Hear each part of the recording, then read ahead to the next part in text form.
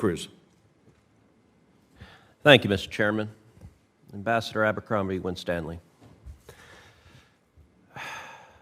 The Biden administration, I believe, is staffed by radicals. The State Department has consistently alienated our friends and appeased our enemies. You're empowered as the State Department's first standalone Chief Diversity and Inclusion Officer.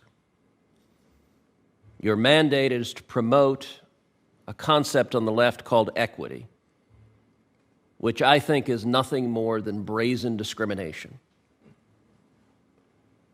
You were appointed in April 2021, and as you extensively testified this morning, you introduced fundamental changes to the State Department hiring practices in line with the mandate of equity to affirmatively and aggressively discriminate. A year after your appointment, in April 2022, the State Department released its, quote, equity action plan to integrate these so-called equity principles into, quote, all aspects of State Department foreign affairs. That very week, just days after you published the equity action plan, and 1 year after you began your tenure, a senior State Department official broadly distributed what I consider to be a very troubling email. I have a copy of that email next to me. Let me read from a part of the email. The email says that hiring practices have developed inside the State Department so that, and I'll quote, that certain candidates could not be hired because they have a disability. They are white men. They are straight white men. They are not of the, quote, right religion. All of these are verbatim quotes from the email of a senior State Department official. My first question to you is, did you clear this guidance?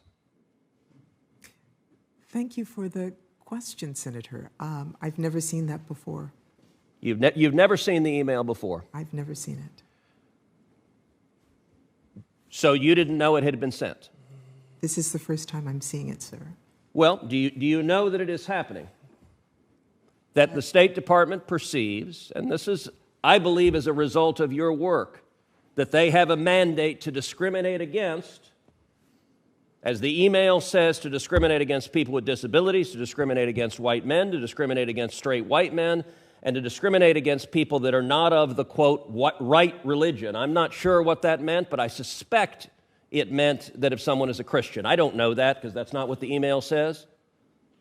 Are you aware these practices are happening at the State Department? Again, thank you for the question. I am definite and certain that they are not happening at the State Department. But again... So do you believe the senior State Department official who sent this email was lying? Senator, I can't comment on, I don't know who that's from. I don't know if it's, I've never seen it before. So you're the Chief Diversity Officer, and you're arguing you are certain discrimination is not happening at the State Department. Is that right? Was that what you're testifying? That's what you just said. I am saying that it is against the law, and we certainly are not overtly or on purpose breaking the law in the Department of State. Certainly, there are members of our organization who do discriminate, who do harass, who do bully, which is why we are trying to put in place programs to address it and to strengthen accountability for those who do indeed break the law. So you didn't clear this guidance, and after it was sent, you're testifying now that you remained unaware of it, so no one showed it to you. You were in the State Department for a year. You were empowered in your position in an unprecedented way. In your testimony, you talked about creating a DEIA data working group about hiring practices and a dedicated DEIA core precept. And your testimony is you didn't know that this discrimination was happening. My staff can transmit to you the exact header and the details of this email. Okay. But I have to say, Ambassador, I find it a little bit amazing that this discrimination is being reported to be ongoing in the administration and you are professing to be unaware of it, I'm reminded from a line from the movie Office Space. What would you say you do around here? What is your job if not to stop discrimination? And unfortunately, I believe what your job in practice is encouraging this discrimination.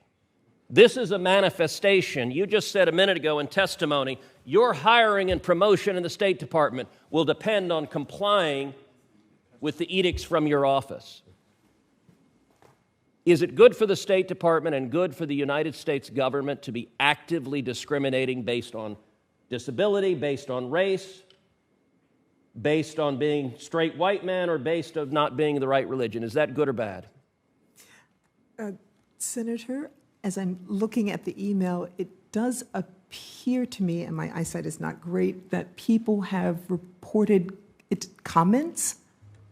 That's certain candidates? So what it says is, unfortunately, over the past several months, a number of people have reported comments that certain candidates could not be hired because. So these are employees at the State Department saying, we can't hire someone because, and here's what the email lists, they have a disability, they're white men, they're straight white men, or they're not of the right religion. Indeed. And so I would say comments does not at all say it is indeed happening.